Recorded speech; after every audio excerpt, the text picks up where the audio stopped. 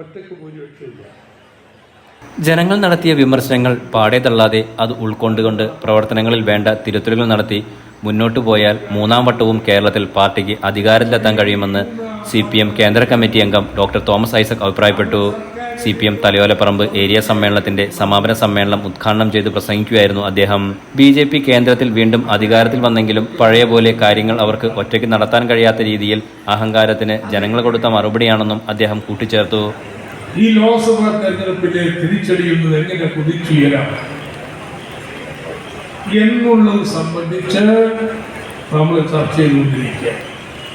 അതിന് എന്തൊക്കെ തിരുത്തലുകൾ നമ്മുടെ പാർട്ടി സംഘടനയിലെ പ്രവർത്തനത്തിലെ ശൈലിയിൽ എല്ലാം കൊണ്ടുവരണം.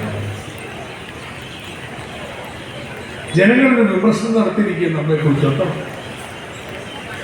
ജനങ്ങൾക്ക് തെറ്റിപ്പോയി എന്നല്ല നമ്മൾ പറയുന്നത്, നമ്മളെക്കുറിച്ച് ജനങ്ങൾ ചെറിയ വിമർശനം നടത്തിയിരിക്കുക. ആ ഉൾക്കൊണ്ടുകൊണ്ട് വരുത്തേണ്ട തിരുത്തലുകൾ വരുത്തി നമ്മൾ മുന്നോട്ട് പോകും. എന്താ കേരളം ഒരു മൂന്നാം വട്ടം ചെങ്കുടിയെന്നോട് പറഞ്ഞത്?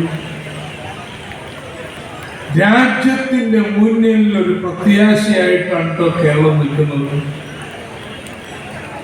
സാധാരണക്കാർക്ക് കേരളത്തിൽ ഇതുപോലുള്ള ആനുകൂല്യങ്ങൾ, ക്ഷേമം, സൗകര്യം ഇന്ത്യയിൽ ഏത് സംസ്ഥാനത്തിൽ നിന്നും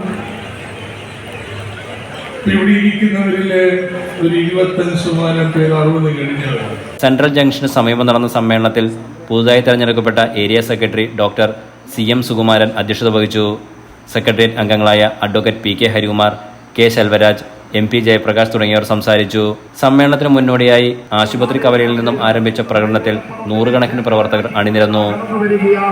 വഴിനടക്കുവാനും വർത്തമാനം പറയുവാനും വായിക്കുവാനും എഴുതുവാനും പണിയെടുക്കുവാനും പണിയെടുക്കാൻ കൂടി ചോദിക്കുവാനും പഠിക്കുവാനും പഠിപ്പിക്കുവാനും പത്രം വായിക്കുവാനും മാറുമറയ്ക്കുവാനും മാറുമറച്ചു നടക്കുവാനും അനുവാദമില്ലാത്ത കാലഘട്ടത്തിൽ നേരയ്ക്കും യൂണിക്കും വേണ്ടിയുള്ള എൻലൈറ്റ് ന്യൂസ് വൈക്കം.